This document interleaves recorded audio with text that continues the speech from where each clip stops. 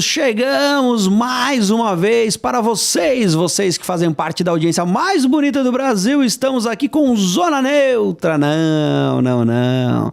Desta vez não é o Zona Neutra comum, não é o seu Zona Neutra de toda segunda-feira. Desta vez nós vamos falar de futebol americano universitário, então nada mais justo do que chamar este programa de Zona Universitária. Uma salva de palmas, bate palma aí, Tiagão. Isso aí, muito bom. Estamos aqui para falar de college, de futebol americano universitário, e comigo o especialista em futebol americano universitário, Thiago Delandré. Seja bem-vindo. Agradeço também estar de volta, fico feliz em estar aqui de volta gravando mais um episódio. Muito bom, Thiago. E eu espero, na verdade, o nosso objetivo é que a gente tenha uma continuidade nesses episódios, tá? Não vou prometer ainda para nossa audiência aí o quão contínuo será, mas a nossa ideia, né, Thiago, é que a gente venha aqui frequentemente falar de futebol americano universitário, porque quem gosta de NFL, galera, às vezes fica preso no mundo da NFL, começa ali olhando, né, os jogos de domingo, às vezes só os prime times, aí depois ele começa a ver o schedule inteiro, aí depois ele começa a acompanhar o time e a franquia que ele gosta, aí ele começa a acompanhar o draft, e aí ele vai cair na sementinha do futebol americano universitário. E ele vai descobrir que tem um outro mundo tão legal quanto, e para alguns ainda melhor, que é o college, exatamente? Isso, é isso. A gente falou no primeiro episódio, Thiago, que você acompanha college há quantos anos mesmo? Só relembra a gente. Deve dar uns 11 anos, eu acho. 11 anos acompanhando college. Tu pode dizer que tu manja mais de college do que da NFL? Acho que sim, porque eu acompanho disparadamente mais, principalmente nos últimos anos, né? Eu torço pros Giants, né? Então eu não tive muita dificuldade em largar a mão um lado, sabe? E você hoje aí tá com a camisa da LSU. Universidade de Louisiana, isso. E é a universidade que você torce? Eu não tenho uma universidade que eu torço, assim. Eu gosto mais das rivalidades, especificamente. Tipo, Ohio State e Michigan, que é o The Game, o famoso. Então eu, por não ter tanta afinidade assim com o estado, que lá, a gente já até falou no primeiro episódio, né? Quem não viu, recomendo. Que como eu não tenho tanta afinidade com o estado específico, eu acabo gostando mais preferindo os bons jogos para se assistir, sabe? Exatamente. Então, se você chegou aqui agora, a gente tem um primeiro episódio que ele está classificado lá como Zona Extra, falando sobre college. Ele foi feito aí alguns meses atrás. Se você voltar aí na timeline, você vai encontrar. Recomendo que você veja esse episódio depois, porque lá a gente faz a explicação do que é esse ambiente, o que é esse cenário do futebol americano universitário. Porque hoje nós vamos falar do que está acontecendo. A gente não vai falar do cenário, a gente vai falar do que já aconteceu até agora, o que vem pela frente, e vai ser numa tocada de análise mesmo do que está acontecendo. Mais uma análise de torcedor para torcedor, da mesma forma que é o Zona Neutra, e uma análise sem complicação para você que quer começar a colocar os pés nesse esporte que tem aí algumas regras diferentes da NFL. Vamos passar então para o primeiro slide aqui, por favor. Quem está com a gente hoje é o operador João. Muito obrigado, João. Seja bem-vindo. E esse primeiro slide ele traz aqui alguns jogos que já aconteceram, o calendário que vem pela frente de um time específico, né, da Universidade de North Carolina. Isso. Que teoricamente tem uma das grandes mudanças aí, uma das grandes notícias de impacto desse ano no college, que é a contratação do Bill Belichick. Uhum. E aí, Thiago, tu traz esse slide e tu fala o seguinte: crise azul em Carolina. Por quê, cara? Porque o Bill Belichick ele vem para ser, assim, ninguém tem dúvida que ele é um dos maiores treinadores do futebol americano de forma geral.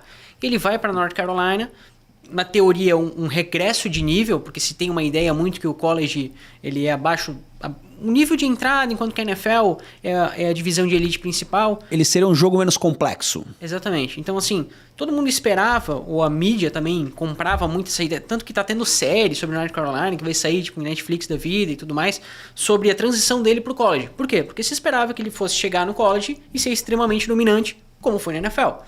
Então, hoje a gente tem, por exemplo, uma derrota que foi uma pancada, na verdade, para o TCU em casa na primeira semana, por 48-14. Assim, para os padrões do college, isso é uma pancada impactante, absurda, porque por mais que TCU seja assim uma força, ano passado correu numa tentativa de playoffs, mas não chegou. O ponto é que hoje tem 3 teorias, digamos assim, que eu posso... Só uma dúvida, a North Carolina hoje a gente pode entender como uma das principais, como é que chamam? Projetos, não é? Uma das principais escolas de futebol universitário nos Estados Unidos? Sim, é uma das mais tradicionais. Por exemplo, a gente já falou isso naquele Zona Extra, que tem muito daquela de, como é que eu vou dizer, aquela tradição de, por exemplo, North Carolina sempre joga um bom end no draft.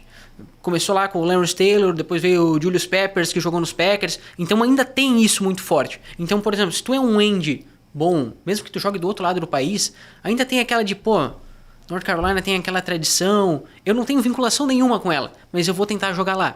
Então, assim, é normal que mesmo quando a coisa esteja muito ruim, o cenário seja terrível, os atletas bons ainda olhem com carinho para esses programas que estão em crise, a gente pode dizer assim.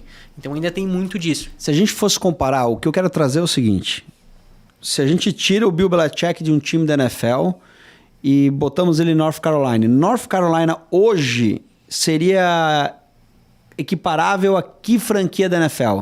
Ele estaria assumindo, sei lá, um Cincinnati Bengals, que tem boas peças, mas está faltando coisa? Ele estaria assumindo um Green Bay Packers, que tem um bom time? Ou ele estaria assumindo um Miami Dolphins, que, meu Deus, ele ia ter que fazer um trabalho do começo lá? Para mim, é difícil essa comparação, e eu vou te dizer por quê. North Carolina foi pro portal de transferência e perdeu 80 de 85 jogadores. Caraca. Perdeu ou foram mandando embora, né? Tem essa aqui também. Então, tu tem 80 de 85 novos atletas. É óbvio que tu perde o Mac Brown, ou manda ele embora e traz o Bill Belichick, ele vem e traz a estrutura que ele quer, com jogadores que ele acha interessante.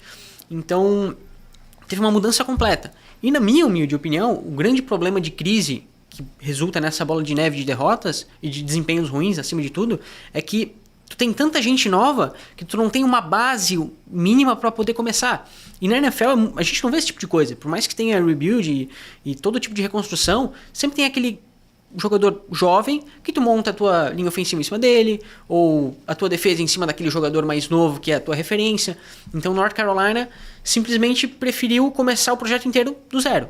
Então tem um risco muito grande, que é o que a gente está vendo ali, né? Porque a média North Carolina tem ofensivamente uma média quase menor que 250 jardas de ataque por jogo. Isso pro nível universitário é ridículo, sabe? Baixíssimo. Porque a gente tem Charlotte e Richmond que puxam essa média para cima. Então contra TCU foi menos de 200 jardas totais, lançadas e passadas. Contra a Central Florida também, a mesma coisa. Então assim... Quando ele pegou 2 times bons, ele tomou uma surra. Tomou uma pancada. Basicamente isso aí. Uhum. Então as expectativas em relação ao Bill Belichick aí pra frente, Thiago, são as piores, cara? São as piores possíveis, porque a gente tem Clemson, tem Cal, que é uma universidade forte também, Virginia, Syracuse, eu aponto 4 derrotas aqui, vai ter um enfrentamento contra Stanford, que é o agora GM Andrew Luck, né, que é GM de Stanford, Wake Forest, Duke e NC State fechando a temporada.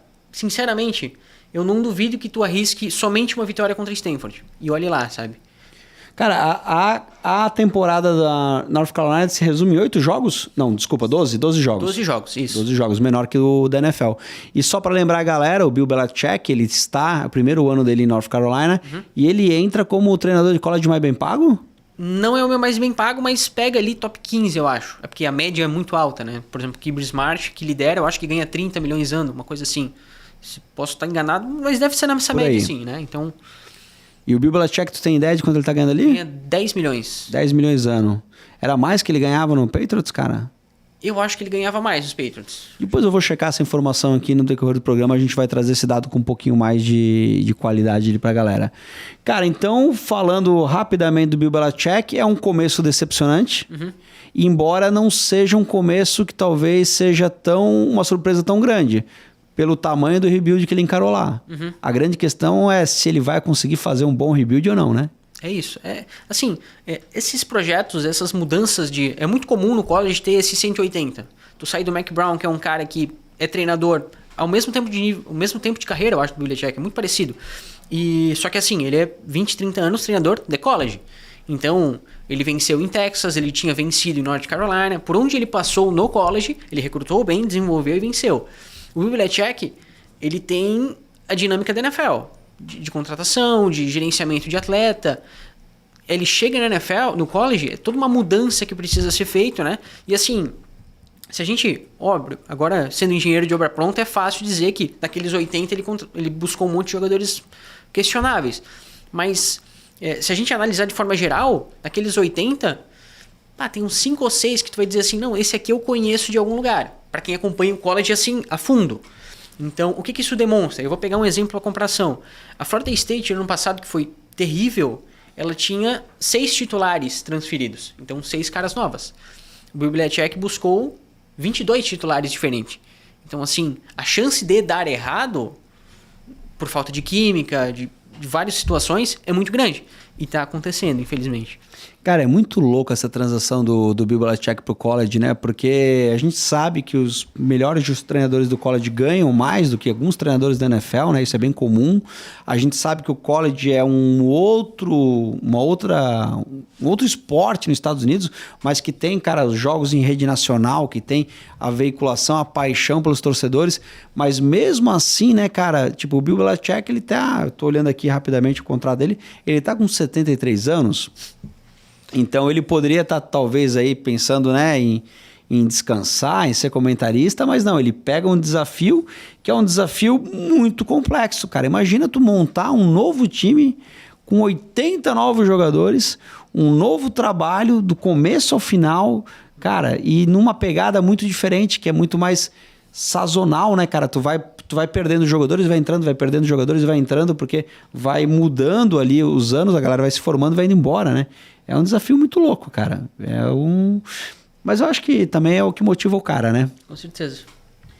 Falando um pouquinho de North Carolina, a gente tem uma expectativa para frente, a gente vai olhar com mais carinho, obviamente, porque, interessa pra gente saber como tá indo o Bill Belichick, não podemos negar o quanto uma estrela atrai público, né, pro campeonato, mas vamos falar do campeonato em si.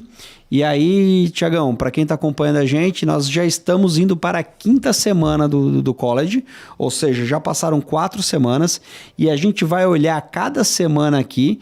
Tu trouxe alguns jogos que foram um destaque para a gente falar um pouquinho de cada semana e dizer assim, cara, aconteceu isso aqui, aconteceu aquilo ali, isso foi importante, isso não foi importante, para a gente botar a nossa audiência no mesmo ponto, para que depois a gente possa falar dos jogos que vão vir essa semana ainda. Por favor, João, vamos passar aqui pro slide da semana 1. E esse slide foi o que você trouxe mais jogos, tá? São dezenas de jogos no college. A gente tem jogos dentro da conferência, jogos fora da conferência, então o cara não pode se apegar muito à conferência dele. Mas destes jogos aqui, deixando o Texas para o final, quais outros jogos você tem algo para dizer, algo interessante que aconteceu que faz sentido a gente estar ciente, Thiago? Para mim, os 3 jogos mais importantes dessa semana, e botando um plus, digamos assim, é Miami e Notre Dame, 27 e 24, que é o retorno do Carson Beck, que saiu da Geórgia.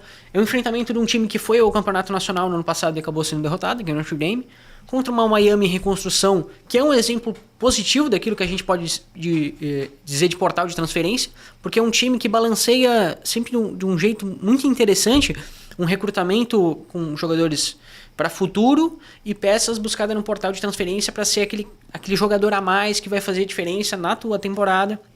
Então, assim, a gente não vê uma dependência tão grande. Também na Flórida, e indo quase que integralmente em cima do portal de transferência, nós temos a Florida State, que venceu a Alabama.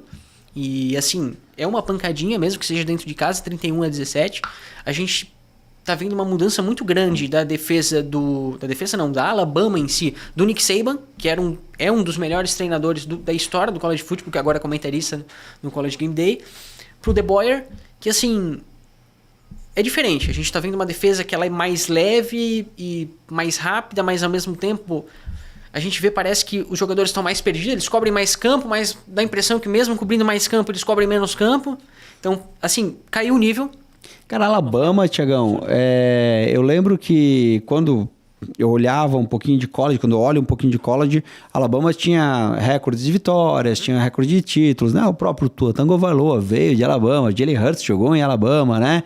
E sem contar outros grandes jogadores. E uma das coisas que eu escutei sobre Alabama é que é o seguinte: o time de Alabama era bom em todas as posições. Todas as unidades tinham jogadores bons, porque os jogadores queriam jogar com o Nick Saban. Então, assim, onde ele botava a mão, ele pegava os melhores atletas. Tu acha que o fato do Nick Saban ter saído de Alabama, talvez a qualidade dos atletas também tenha diminuído, menos jogadores de 5 estrelas, sei lá, acabam caindo em Alabama, ou de fato ainda tem muitos jogadores bons e é o técnico mesmo que não tá fazendo o estilo de jogo, que não tá fazendo o negócio encaixar? É o combo pra mim, na minha humilde concepção, né? Porque Alabama ainda segue recrutando talento. Só que esse talento hoje ele chega lá e parece que ele não dá o próximo passo. Em contrapartida, Alabama, depois que o Saban anunciou a aposentadoria, Alabama perdeu gente a rodo para o portal de transferência. O Caleb Downs, que é o melhor jogador da próxima classe do draft, na minha concepção, claro, safety da Universidade de Ohio State, ele foi pro portal e ele deu uma entrevista dizendo: olha, o Nick Saban está se aposentando, não tem mais o que eu fazer aqui, sabe? Ele foi um pouco até cruel na minha análise, porque Alabama segue sendo uma força, só que, sabe, muita gente vai para Alabama pelo contexto de eu quero jogar na Alabama ou eu quero jogar para o Nick Saban. Agora tu perdeu essa frente para a Universidade de Alabama. E o DeBoer também, ele fez bons trabalhos em Indiana e Washington, né? Tanto que o Washington tem uma tradição interessante de soltar corner, safeties pro draft, desde o Jason Peter, eu acho que era corner lá dos Chiefs. Só que a gente tem algumas características nesses atletas. Não são grandes marcadores de passe, tem uma dificuldade um pouco no jogo corrido. Esse tipo de jogador, esse tipo de característica tem um pouco, encontra dificuldade na conferência que é a SEC, e encontra mais dificuldade ainda jogando pela Universidade de Alabama, que sempre foi uma universidade muito física. A gente sempre teve aquela... Tu não sabia se o jogador defensivo da Alabama ia ser bom, se ele ia ser um grande leitor de jogada, mas tu sempre soube que ele, se tivesse que fazer um teco, ele ia fazer. Simples. Talvez ele fosse terrível marcando o passe, como a maioria era, mas pegava o Rashad Evans, um monte de linebackers que saiu da Alabama, eram fenômenos fazendo teco que, assim, pra gente que analisa NFL é uma coisa, simples. Teco é o básico, mas no futebol americano universitário, um linebacker que perde menos de 10 tackles por jogo é um fenômeno. Lógico, não é tão grande, né? Mas é uma proporção interessante para se analisar. Cara, assim, tackle é o básico, mas depende, né? Lá no Miami Dolphins, por exemplo, esses dias aí eu vi o cara errando o jogador do outro time, caindo no ar ali. Enfim, então, voltando aqui, falamos de Florida State, falamos do Miami Hurricanes, né? Isso. Florida State, cara, ano passado quem foi melhor? Foi Hurricanes ou Florida State? Florida State foi melhor ano passado. Tinha o Ken Ward, né? Que inclusive foi a primeira escolha geral do draft. Ela ficou na última posição que não pega playoffs. Eu acho que o comitê foi até um pouquinho ingrato, porque botou algumas universidades piores, mas assim, a justificativa do comitê foi assim: olha, Miami não tem defesa. Então, né? E são os dois exemplos de boas universidades, né? Outro exemplo de um bom jogo foi Louisiana e Clemson. Assim, prometia bem mais, tá? Não vou mentir pra ti. Tem 2 quarterbacks correndo pelo draft, que é o Nusmier e o... Esqueci o nome do quarterback de Clemson. Mas assim, tu tinha 2 frentes principais e os dois fazem um jogo abaixo do comum, né? Linhas ofensivas terríveis, 2 defesas. Pra quem gosta de defesa, foi um jogo muito bom, porque foi um festival de punch, um show de horror. Mas assim, pra quem vai ver esse tipo de jogo, espera um pouco mais, mesmo que na semana 1. E tu trouxe uma cacetada de 34-7 ali, que foi da Universidade de Central Florida. Central Florida versus Boise State, onde jogava o Washington Jenkins. E esse jogo, pra mim, é uma prova de que ele deveria ter ganho o Heisman ano passado. Por que eu digo isso? Porque, uma informação nua e crua, o ataque perdeu um jogador. Certo. E o ataque, sem esse único jogador que perdeu, só fez 7 pontos. Numa universidade que, assim, não é um fenômeno. Vamos fazer uma vírgula importante. Boise State foi pros playoffs ano passado, né? E tu deixar de ir pros playoffs ano passado, Notre Dame foi pros playoffs. Assim, perdeu, mas fez enfrentamento. Do outro lado, a gente tem Boise State que, assim, perdeu uma peça e essa peça simplesmente destruiu o ataque, né? O Heisman, que é o prêmio, né? Seria o MVP do college, é o prêmio dado ao melhor jogador do college, que ano passado quem ganhou foi o cornerback do Jacksonville Jaguars, o Hunter. Travis Hunter ganhou. Isso, e o segundo lugar foi o Ashton Jeanty, né? Ashton Jeanty ficou em segundo. E ele bateu todos os recordes como todos não, mas ele bateu vários recordes como running back. E o Travis Hunter não bateu tantos recordes, né? Como wide receiver nem como cornerback, mas ele ganhou pelo fato de ele jogar nas duas posições. Foi a grande diferença, né? E a discussão era justamente essa. Eu lembro a gente falando aqui, porra, mas o Jeanty ganhou tudo como running back, cara, e não vão dar pro menino? Em qualquer outro ano ele ganharia, né? Qualquer outro ano ele ganharia. É, interessante. Então, isso é um ponto legal. A gente vai falar de muitas coisas que estão relacionadas à NFL. Principalmente, a gente vai falar de muitos jogadores que vão cair lá na NFL no futuro. Inclusive, fique com a gente aqui que o finalzinho do nosso programa é já falando um pouquinho sobre draft. Sobre o que a gente pode esperar do draft do ano que vem. Tiagão, vamos para a semana 2 não. Vamos falar um pouquinho de Ohio State e Texas Longhorn, que você deixou para o final. Porque nós temos uma outra estrela. Cara, é engraçado, o cara já chega no college como estrela. Já temos uma outra grande estrela jogando lá em Texas Longhorn, que é o Arch Manning, o neto, né, do primeiro Manning que jogou na NFL e sobrinho do Peyton Manning e do Eli Manning. Muita expectativa em cima dele, porque aparentemente ele vinha da high school como um baita de um talento e todo mundo queria ver ele jogando e até teve uma cena engraçada porque no primeiro jogo dele, acho que a primeira jogada dele, ele lança uma interceptação e os irmãos Manning estão fazendo o jogo ao vivo, né? Estão fazendo react ao vivo e o Peyton Manning olha por lá e fala assim, meu Deus, eu falei que ele era adotado. Teve isso. Então assim, é importante a gente fazer a vírgula da semana 1. A gente não tem pré-temporada no college, então assim, se a gente for ver os melhores momentos de qualquer um desses jogos, o pessoal vai ficar decepcionado no college. Porque assim, tanto Kansas e Iowa contra Notre Dame e Miami, assim, tiveram começos dignos de show de horrores, com festival de fumble. É a justificativa da semana 1. Cara, mas aí eu vou ser obrigado a discordar de ti, cara. Porque tem jogos que são show de horrores na NFL. Cara, que tu olha que o negócio não vai pra frente, é medonho, é um jogo arrastado. Quando tu vai pro college e tu sabe que tem ali muitos jogadores que não chegarão no nível da NFL, cara, o fumble, a interceptação, as mudanças de placar, o jogo agressivo não é um show de horror. É uma diversão, velho. É entretenimento, cara. Tu acha que tu vai preparado pra ver um jogo... A gente falou bastante sobre isso, um jogo mais agressivo, sabe? Um jogo em que os times tentam, ousam mais, a gente vê mais jogadas emocionantes. Então, assim, pô, eu não sei se eu encaixaria como show de horror ou num jogo mais ousado, sabe? Então, o Ohio State Texas foi um jogo mentiroso, porque o placar dá a entender porque por conta de uma posse foi um jogo parelho, disputado, que Texas podia ganhar. Esse jogo, o Ohio State mostra que assim, as coisas não deram certo de encaixe, de tudo mais, mas o ataque está encaminhado para. Do lado de Texas, o ataque não existiu.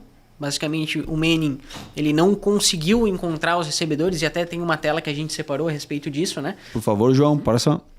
Mas o jogo, ele foi 17 passes completos de 30 tentados, 170 jardas, 1 TD, uma interceptação, 10 carregadas para 38 jardas. Para um quarterback que joga em Texas, mesmo enfrentando uma potência, a gente espera mais. Mais passes completos. Assim, não adianta a gente se prender em jardas. Jardas, a gente viu o quarterback da Florida State vencer a Alabama com 14 passes tentados. Assim, então, a quantidade de passes tentados, de jardas conseguidas pelo ar, não é critério. O ponto é, a gente espera um pouco mais de um quarterback de Texas. Talvez um pouco mais de agressividade, um pouco mais de... Porque existe uma liberdade muito grande, e o Quinn Ewers tinha isso em Texas, de aquele momento que o cara fecha o olho e solta uma bomba no fundo do campo. Se pegar, pegou. Se virar a interceptação, ninguém vai... Pô, mas que coisa, sabe? Invadir o estádio para dar no cara. Então, a gente viu uma mudança absurda de Texas, de personalidade, de jeito. O Sarkisian, que é treinador, ele é um fenômeno no college, justamente por ser um cara com uma mente extremamente agressiva, um plano de jogo extremamente ofensivo e vertical. Então, assim, é decepcionante o jogo que a gente viu. Em contrapartida, pelo lado de Ohio State, Matt Patricia, que era head coach dos Lions e treinador defensivo dos Patriots, assim, o que ele tá fazendo nessa defesa de Ohio State é uma coisa, assim, absurda de positivo, né? Tá certo que tem muito talento ali também, mas, assim, dá pra ver uma mudança absurda do que a gente tinha na temporada passada com essa. E aqui em temporada tu botou baixo que seria a previsão do... Esse é o que ele fez até agora. Ah, esses 4 jogos que Texas fez foram esses números ali. Novamente, o quarterback de Texas a gente espera mais, né? A gente espera uma média de 280 a 300 jardas para um quarterback pocket passer que joga numa universidade como Texas. Aí, beleza, mas jogou contra o Ohio State? Sim, mas tu jogou contra 3 tanqueiras depois, né? Então... O fato dele ser freshman, porque ele é freshman, né? Ele é redshirt sophomore agora. É o segundo ano dele no college, então. Terceiro ano, porque ele pegou redshirt, a camisa vermelha lá, aquele que tu não conta um ano de elegibilidade. Então, teoricamente, ele não tem a desculpa de estar lá no primeiro ano. Essa desculpa não cola pra ele nesse momento. Beleza. Deixa eu até te perguntar, porque o pessoal em casa tá perguntando. Estamos falando aqui do Manning, né? Que é draft. A galera vai perguntar do Davi Belfort. Vamos falar um segundinho do Davi Belfort rapidamente. Como é que ele tá agora, cara? Ele é quarterback reserva da universidade que jogou contra a Universidade de Central Florida, que venceu o Boise State, que a gente botou o placar ali, que foi aquela pancada. Assim, a gente tinha falado no Zona Extra que eu não esperava que ele fosse jogar. Ele entrou em alguns pacotes de corrida, tá? Teve alguma participação, eu acho que ele teve 10 snaps até agora. Aparentemente, existe a possibilidade de ele jogar mais cedo do que se esperava. Quando? Ano que vem. Aparentemente a coisa está se encaminhando para isso. Eu acho legal isso, extremamente positivo. Por que eu acho extremamente legal e positivo? Porque se tu olhava o depth chart, que é o elenco de UCF, no começo da temporada, tu ia dizer assim, putz, a concorrência é muito grande. E realmente segue sendo. Mas aparentemente existe uma possibilidade dele jogar já no ano que vem. Quantos quarterbacks tem lá no... Central Florida tá com 6 quarterbacks agora. Caraca, 6 quarterbacks. Então ele tem que brigar com 6 malucos ali para ter o espaço dele, né? Então, cara, de fato, entendemos ali, até conseguimos entender por que ele saiu foi de Ohio? Ele tava em Ohio? Saiu de Virginia Tech. Virginia Tech. Então até conseguimos entender porque ele saiu de Virginia Tech, né? Porque não ia se está com dificuldade em Central Florida, muito provavelmente ele não chegaria em Virginia Tech. Eu acho que é isso, né? É basicamente isso. Muito bom, muito bom. Vamos passar então para semana 2. Semana 2 que tu botou só 3 jogos aqui, Thiagão. Já tô começando. Ó. Galera, a parada é a seguinte, tá? Eu tô como vocês aí. Eu conheço o básico do college e vou perguntando e nós vamos aprendendo junto durante a temporada. Essa é a ideia. Mas eu já tô começando a reconhecer aqui, ó. Central Florida aqui. Lá é Flórida também, né? Flórida. Mas qual é o nome da Universidade de Flórida lá? Florida Gators. É um Florida Gators e companhia. Isso, foi lá que inventaram o Gatorade, né? O Gatorade. Exatamente. Aí aqui é Michigan. Mississippi State. Mississippi, ó. E lá é Michigan, tá lá. Aqui embaixo é Michigan. Isso, exatamente. As outras duas eu não vou tentar acertar, não. Arizona State, os Sun Devils, né? Que jogam num calor que o nome já sugere. E Oklahoma Sooners. Oklahoma. O que nós temos de destaque importante aqui, Thiagão? A gente teve 2 vitórias de times não ranqueados contra times ranqueados, né? Que é a Florida Gators, que eu chamo essa temporada carinhosamente de jacarés amarelo, de papo amarelo, né? Porque joga pouquíssimo futebol americano. Perdeu para a Universidade de Central Florida, que, assim... É basicamente aquele jogo de Copa do Brasil e o time da Série B ganha da Série A sem fazer muito esforço, sabe? Sem fazer esforço. Sem fazer muito esforço. A Flórida, assim, decepciona semana após semana e, assim, pra quem torce, é extremamente frustrante porque a Flórida joga pouco, não tem talento, mas joga pouco e, assim, pra mim é o pior cenário possível. Porque se o time é ruim, tu diz, mas... Pô, aquele cara lá, ele não rende, não joga, mas a Flórida tem talento, tem um dos quarterbacks mais talentosos do college, que é o DJ Legway, só que assim, a coisa não vai, sabe? Perfeito. E aí Michigan, ali embaixo, perdeu, né, cara? Michigan, que era a universidade que o Jim Harbaugh, técnico do Chargers, que hoje está fazendo sucesso, tá com uma campanha 3-0 lá na frente do Chargers. Ano passado já fez uma boa campanha, se não me engano, ele foi campeão invicto no último ano dele em Michigan e perdeu, tu falou também que é uma decepção. Assim, Michigan tá passando por uma reformulação grande depois que saiu o Harbaugh, né? Muda um pouco a ideia, o head coach que entrou, que assumiu, já era treinador defensivo, mas virou head coach, então assim, ele implementa as ideias dele, o Harbaugh tinha um jogo aéreo muito mais forte.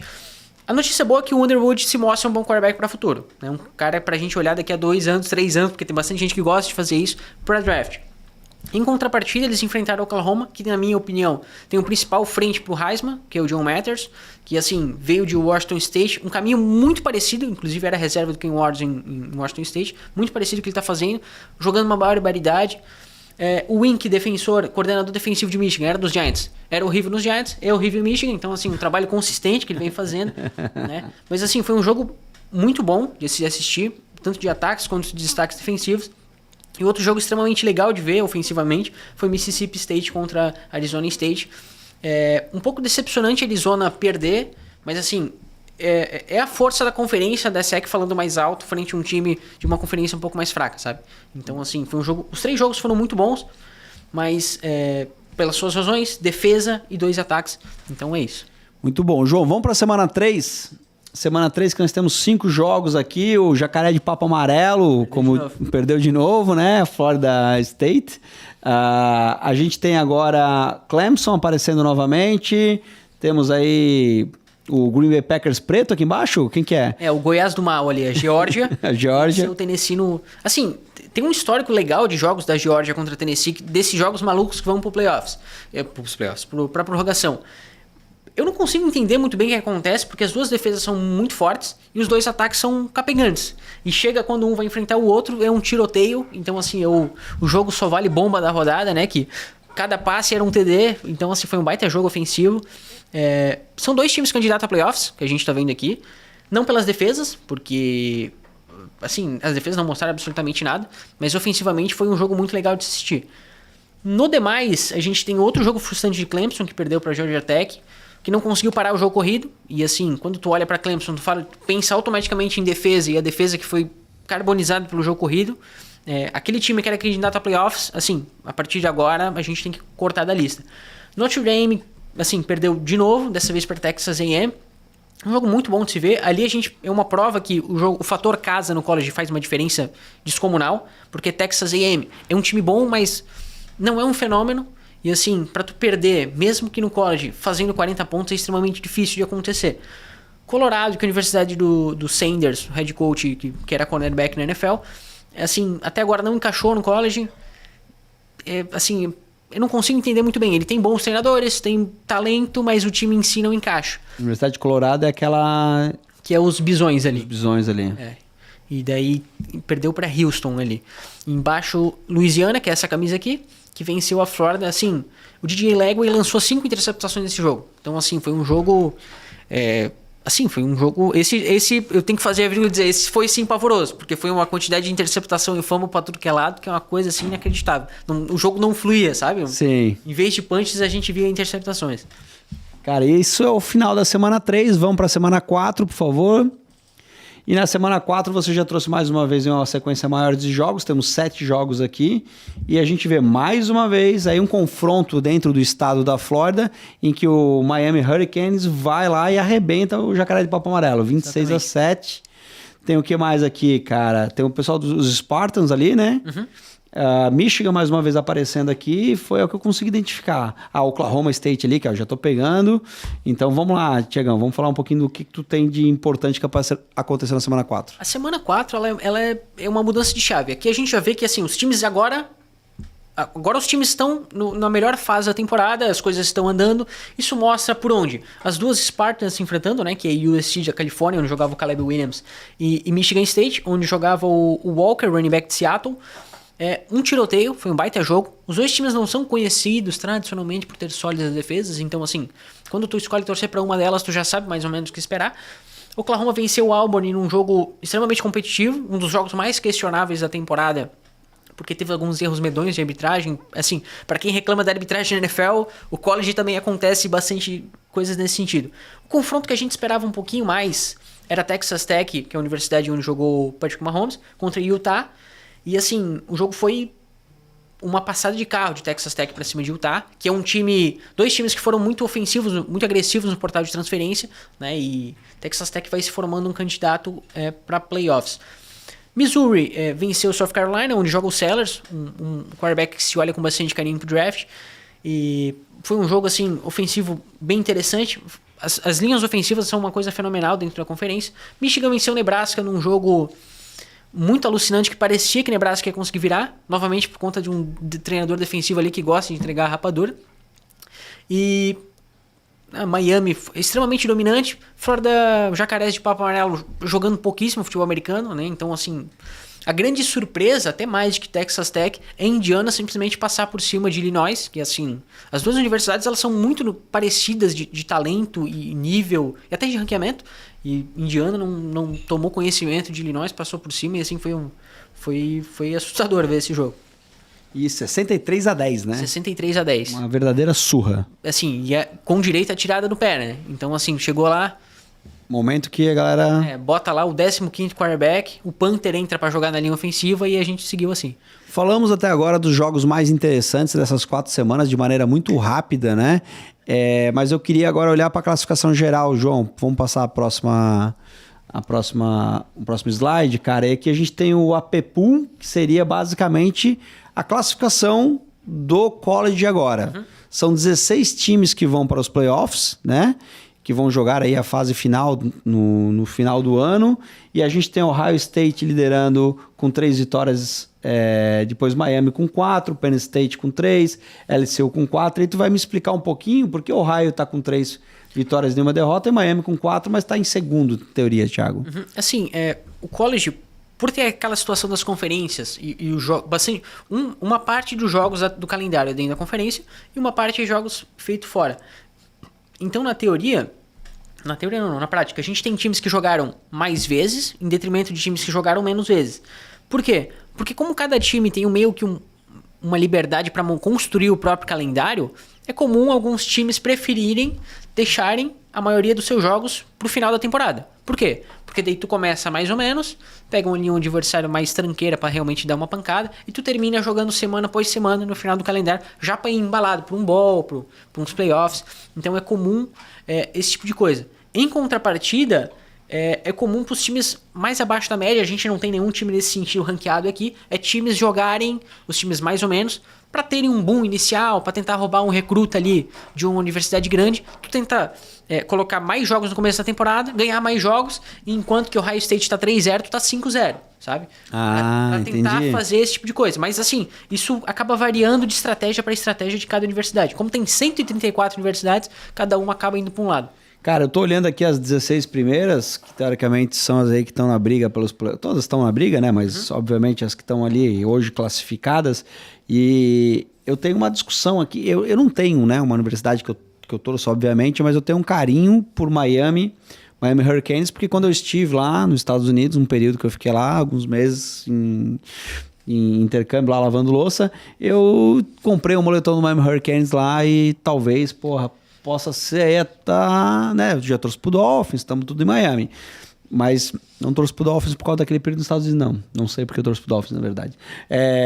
E Texas Longhorn, que foi ano passado, eu acompanhei um pouco, cara. Eu gostei de ver os jogos do Texas Longhorn. Uhum. Então, eu tô dividido. Coração dividido aqui. Eu acho que eu vou aplicar a teoria que eu tenho para quando alguém começa a acompanhar a NFL, quer dizer assim, cara, não escolhe ninguém. Não procura um time para torcer. Vai vendo jogos. Vai vendo jogos, porque uma hora tu vai ver o jogo, um time vai perder e tu vai dizer, pá, cara, fiquei bravo.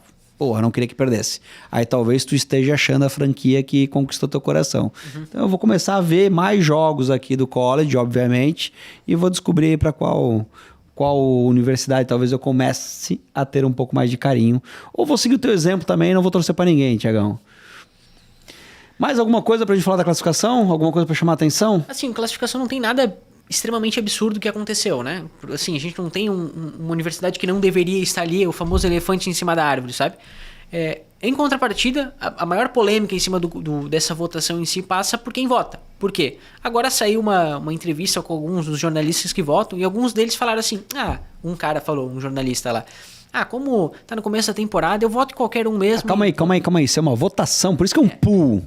Exatamente. É uma votação. Um monte de marmanjo senta lá e fala quem deve ser o primeiro lugar. Exatamente. Inclusive, se tu dá pra entrar dentro do ranking da People oficial e lá aparece a lista oficial de cada votante. Então, assim, na lista individual de cada votante é mais fácil encontrar uns absurdos, né? Por exemplo, o quê? Quando a Florida State venceu o Texas, teve 4 ou 5 cidadãos que botaram Alabama na frente da Florida State. Não tem uma lógica. Se a Florida State venceu a Alabama, teoricamente ela tem que estar na frente da Alabama. Mas, então esse tipo de coisa acontece porque os votantes, alguns, assim, declaradamente não estão nem aí pros jogos que acontecem. São quantos votantes? Bastante. Não tem um critério. É que, assim, varia de empresa para empresa. Porque, por exemplo, a ESPN separa e tem um núcleo mais restrito de votantes.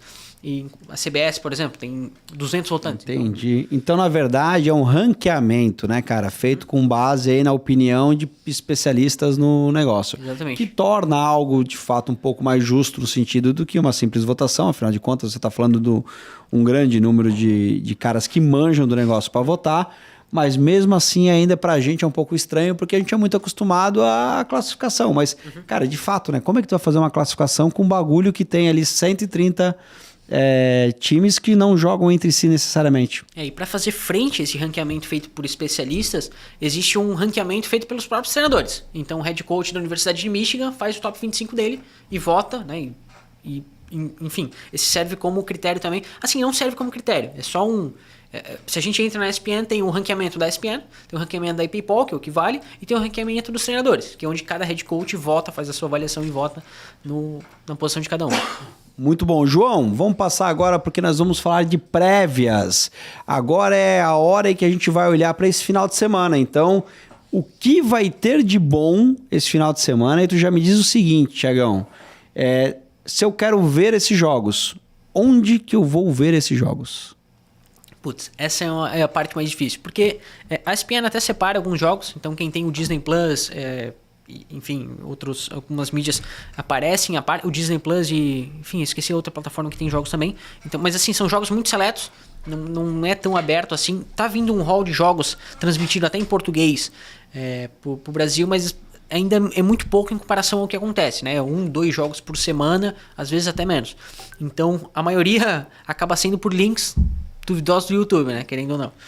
E tem algum tipo de local que eu possa... Porque assim, a gente tem um patrocinador aqui no Zona Neutra, aqui ó, ataque de oportunidade, que se chama Surfshark, que é uma VPN para celulares, dispositivos de pessoa física. Existe como eu, por exemplo, me conectar, usar a minha VPN Surfshark para me conectar em algum tipo de streaming lá dos Estados Unidos, assinar algum pacote lá para poder ter acesso aos jogos? Assim, existem os dois principais, que são a CBS ou CBN ou CBS, enfim, uma das duas, tu consegue assinar e tu tem os principais jogos da Big Ten, por exemplo, que é parceira. Tu pode assinar também a ESPN, que daí tu tem acesso a uma gama muito maior, inclusive com o College Game Day, que é onde o Nick Saban tá lá. Então, assim, existe um canal específico, que é a ESPN-U, que é em relação ao universitário, né? Que basicamente é o canal principal do college que passa 24 horas de conteúdo em cima do college. Tipo assim, o que a gente faz de futebol, eles fazem sobre futebol americano. Tu liga meia-noite, vai ter alguém falando sobre o jogo da 15ª divisão do futebol americano universitário, sabe? Tá, e aí pra poder assinar um negócio desse, pra poder ver um negócio desse, muito provavelmente eu tenho que entrar num...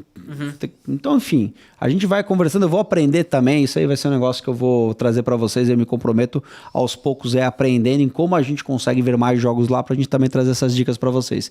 Por enquanto, na ESPN toda semana tem jogos, né? É isso. E aí, vamos lá, vamos falar um pouco desses jogos aqui, cara. TCU versus Arizona, é isso o primeiro? TCU versus Arizona State, assim, é o primeiro jogo do dia 26, é um jogo ofensivo, porque as duas defesas são bem mais ou menos, então eu quis destacar ele principalmente porque é o único jogo do dia 26, certo? Então vai ser uma partida que bota bons prospectos, bons candidatos a draft, tanto dos dois times, principalmente ofensivos, e promete bastante pelo lado ofensivo da bola. Não digo tanto para quem gosta de um jogo defensivo vai curtir esse jogo. Cara, Ducks, né? Oregon Ducks, que é um time que eu acho muito legal, acho que tem um dos uniformes mais bonitos, geralmente do college e talvez até do futebol americano como um todo, versus ali eu não consigo reconhecer o outro time. Penn State, né? Universidade da Pensilvânia. A Penn State vai jogar em casa, então assim, eu não lembro, mas eu acredito que vai ser white out, então vai ser o estádio inteiro de branco. É uma das tradições mais legais do college, é um dos estádios mais terríveis de se jogar contra no college. É um enfrentamento de duas candidatas a playoffs, né? São duas universidades na mesma conferência, então assim, existe esse jogo aqui pode ser tanto uma decisão antecipada de final de conferência, quanto um jogo antecipado de final não digo, mas de playoffs. Então é uma prévia interessante que a gente pode vir a ter no final da temporada. Pelo lado negativo, eu não acho que a Penn State seja tão forte quanto era no passado. Com o Warren, que foi para os Colts, com o Abdul Carter, que veio para os Giants, e mais algumas perdas importantes. Então, assim, na minha análise em cima das duas universidades, Oregon perdeu gente, é menos, mas não é tanto quanto tu perdeu o Warren, que foi responsável por quase 150 recepções ano passado no college. Então, tu perde uma frente importante do ataque. Leve favoritismo aí para Oregon? Leve favoritismo para Oregon, mesmo jogando fora de casa. Ali depois a gente tem, eu não consigo reconhecer ali, mas aparentemente é um Javali, né? Versus Notre Dame. A Universidade de Arkansas enfrentando o Notre Dame. Assim, pra quem gosta de jogo corrido, jogo de trincheira, jogador dando cabeçada, é a partida, né? Porque Notre Dame, conhecidamente, tem jogadores de linha ofensiva extremamente fora da curva, e a gente vê isso, esse reflexo na NFL. Arkansas também é a mesma linha de jogo. Então são duas universidades que correm muito com a bola, correm muito bem com a bola. Vai ser um enfrentamento bem legal para quem gosta desse tipo de jogo mais corrido. Spartans versus Illinois. Illinois, isso. Assim, USC vem se mostrando uma candidata a playoffs, né? Então, toda oportunidade que tem de fazer esse enfrentamento de time ranqueado contra time ranqueado, mesmo Illinois tendo levado uma pancada para Indiana, né? É muito válido. Aqui a gente vai pro lado oposto. Para quem gosta de jogo aéreo, é o jogo do tiroteio, porque o USC, pelo head coach que tem, assim, a gente vê uma quantidade de Heisman saindo, tanto do Lincoln Riley, né, que antes estava em Oklahoma, que daí tu bota o Baker Mayfield, o Murray, toda essa lista de quarterbacks que venceu o Heisman, venceu com o Lincoln Riley em Oklahoma. Ele foi para o USC, venceu o Heisman com o Caleb. Caleb vem de Illinois, então. O Caleb veio de USC. A USC é a Spartan. A Spartans era de USC. E tem Spartans também, que era Michigan State, que eles venceram no jogo passado. Então, assim, é um jogo extremamente interessante. Não sei se vai ser o jogo mais legal de se ver, porque tem um favoritismo. Depois de tu levar uma pancada de 73-10, é difícil tu botar que vai ser um jogo disputado, né? Alabama e Georgia. Assim, aqui a gente começa nos dois jogos principais da semana. Por quê? Alabama e Georgia sempre um jogo extremamente equilibrado. Por mais que Alabama não esteja bem, a Georgia não esteja bem, a Alabama ainda tem muito talento e a Georgia ainda tem muito talento. Então o ataque da Alabama, que é muito bom em quantidade de talento, contra a defesa da Georgia, que é sempre muito boa, sempre dá um jogo muito bom. Agora, quando for o contrário, a defesa da Alabama contra o ataque da Georgia vai ser um show de horror. Então, é um jogo que promete muito por conta do tamanho das universidades, não por conta do que estão mostrando hoje, sabe? Perfeito. Aí depois LSU versus Ole Miss, né? Isso, Mississippi, que é a Universidade de Ole Miss, né? Assim, Ole Miss foi muito decepcionante ano passado, não conseguiu... Assim, a conferência estava inteira aberta para eles chegarem e vencer o título da conferência e depois ir forte para o campeonato nacional. Acabaram não conseguindo com o Jackson Dart e companhia. Foi um ano decepcionante na visão, nas expectativas que tinha contra o resultado que se conseguiu. Então, assim, esse ano promete-se muito menos, mas o Ole Miss vem jogando mais, parece. Então tem a chance de uma vitória aqui contra a Louisiana, que é uma das universidades invictas, que é o jogo de ranqueamento mais alto dessas duas, de todos que a gente vai apontar aqui, faça com que o Ole Miss dê um salto e talvez se torne uma das principais candidatas ao título nacional. E pra gente fechar, ali embaixo nós temos Colorado e a Universidade do Yahoo Respostas, né? Que é o BYU. Diego.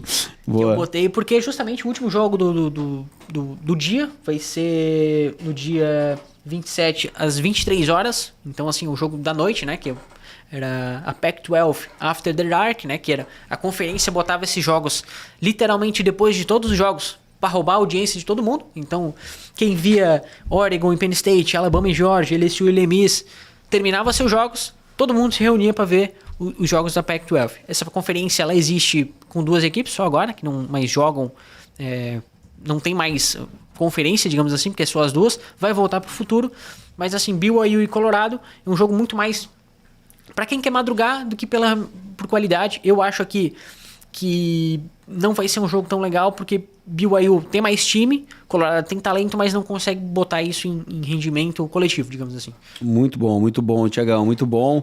Finalizando então, semana que vem, Thiago, a gente vai olhar para esses jogos aqui, cara, vamos trazer os resultados deles, vamos falar do que foi bom, o que foi ruim, a gente só vai trazer o resultado, não vamos aprofundar, e vamos também trazer o resultado, os destaques de coisas que a gente não trouxe na prévia, mas que também são importantes, que foram interessantes no final de semana, tá? Isso aí vai ficar como teu desafio aí para nossa audiência. João, a gente vai passar agora pro slide que fala sobre draft, cara. Porque a questão é a seguinte, Thiagão. A gente tem aí a foto do nosso brother, o Roger Goodell. Não sei se tu sabe, a gente ficou amigo dele aí. Eu vi a foto do grupo lá. Encontramos ele aí na quinta-feira lá na festa do Zona Neutra. Bro, tamo junto, Roger. E aí, cara, ele com o Cam Ward, né, o número 1 do draft do ano passado, deste ano, na verdade, jogando agora pelo Titans. começo de temporada um tanto quanto...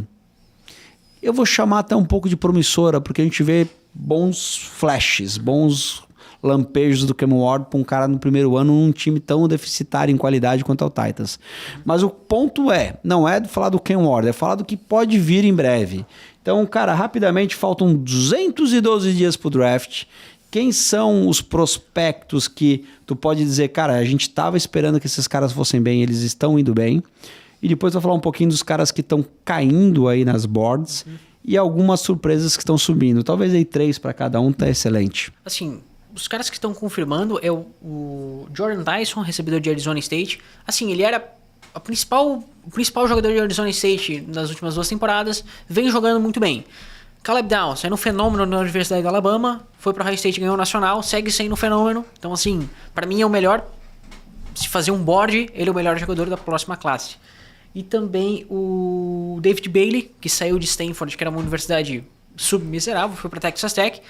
Se esperava-se que ele fosse ser muito bom saindo de uma universidade mais fraca para uma mais forte, assim, tá confirmando. Decepções, é até difícil, porque para mim a lista de decepções é muito maior, né? Então, assim, eu gosto de botar o Peter Woods, defensive tackle da Universidade de Clemson, que qualquer board que a gente olhar a partir da classe passada, a partir de agora, a gente vai ver sempre Peter Woods, primeiro interior de linha defensiva saindo no draft. Ele tá jogando pouco até agora, tá jogando, assim, menos que pouco. Para um jogador de Clemson, a gente sempre vai botar o Wilkins, o Dexter Lawrence, então a régua é muito alta de expectativa, e ele talvez por isso atrapalhe um pouco o desenvolvimento dele. Mas assim, tá jogando bem pouquinho. Drew Aller, quarterback da Universidade de Penn State, assim, a última chance dele sair alto no draft. Em contrapartida, se tu vê boards, tu vai ver ele sempre saindo alto. Eu acho que ele vai sair alto por conta daquela ideia de teto, de, assim, aquela expectativa de, mas não jogou lá, mas aqui pode jogar, de desenvolvimento. Mas até agora, numa universidade que segue sendo forte, que é a Penn State, ele não vem jogando tão bem. E o outro que eu gosto de fazer uma ressalva importante também é o Proctor, left tackle da Universidade de Alabama. Assim, também é um dos principais tackles de esquerdo vindo pro draft, mas não tá indo tão bem até agora da Alabama, né? Então, assim, os 3, eles passam exclusivamente pro desempenho, né? Desempenho individual, não consigo nem...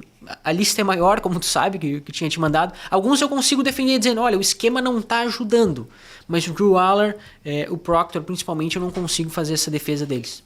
Perfeito, cara.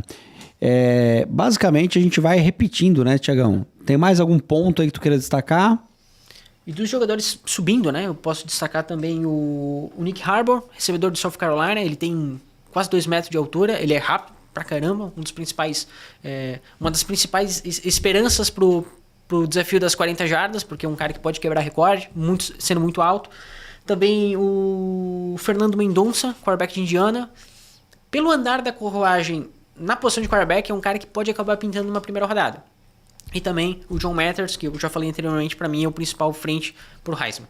Perfeito, Tiagão, perfeito. E com isso a gente finaliza aqui o nosso episódio número 1, talvez, aí do Zona Universitária, Thiago.